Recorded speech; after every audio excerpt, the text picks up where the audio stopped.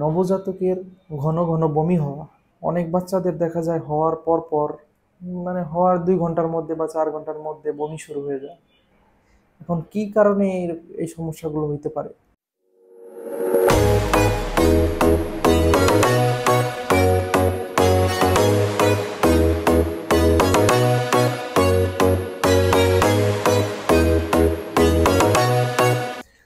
আসসালামু আলাইকুম, আমি ডাক্তার মোহাম্মদ শাহিনুর রহমান।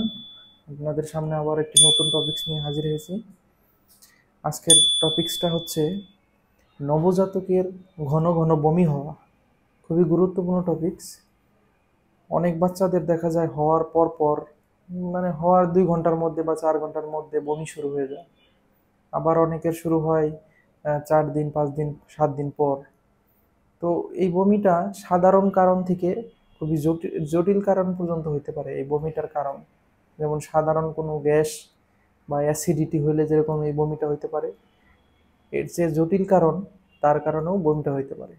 এই জন্য যে কোনো নবজাতকের যদি ঘন ঘন দিনে 3 থেকে 4 বারের বেশি, দিনে 3 থেকে 4 বারের বেশি বমি হয় এবং খাবারের পরপরই বমি হয় এবং বমিটা দূরে গিয়ে পড়ে সবুজ বমি, এরকম হইলে অবশ্যই কোনো ডক্টরের সাথে পরামর্শ করতে হবে।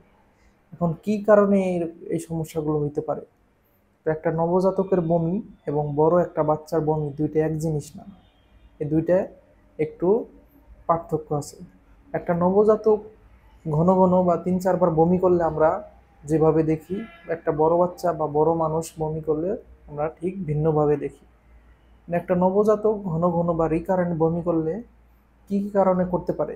একটা বললাম যে অ্যাসিডিটি, যে যদি বেশি অ্যাসিডিটি হয় সেক্ষেত্রে হইতে পারে। আর একটা হচ্ছে খাদ্যনালীর নিচে যদি ব্লক থাকে।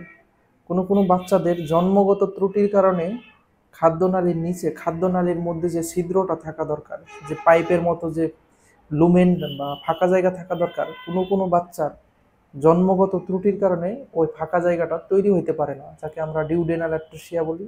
তো এই কারণ হইলেও তার ঘন ঘন বমি হইতে পারে, বাচ্চার পানি শূন্যতা দেখা দিতে পারে বমি করতে করতে।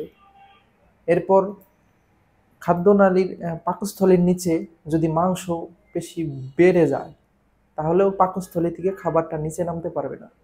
মাংস পেশি বেড়ে গিয়ে খাদ্যনালীর ভিতর যে ছিদ্রটা আছে ওইটাকে ব্লক করে বা সংকুচিত করে দিল। এই ক্ষেত্রেও বাচ্চার ঘন ঘন বমি হইতে পারে। এরপর যদি বাচ্চার কিডনির উপর একটা গ্রন্থি আছে, যাকে আমরা অ্যাড্রেনাল গ্রন্থি বলি, এই গ্রন্থিতে কোনো সমস্যা হলে, যেমন কনজেনিটাল অ্যাড্রেনাল হাইপারপ্লাসিয়া নামক একটা রোগ আছে, সেই রোগেও এরকম ঘন ঘন বমি হইতে পারে। এরপরে যদি বাচ্চার খাদ্যনালী, যেমন সাধারণত পাকস্থলী বাম দিকে থাকবে, এটা বাম দিকে না থেকে ডান দিকে থাকলে এরকম রোটেশন বলি, যে একটু পেঁচ খায়া যাইতে পারে।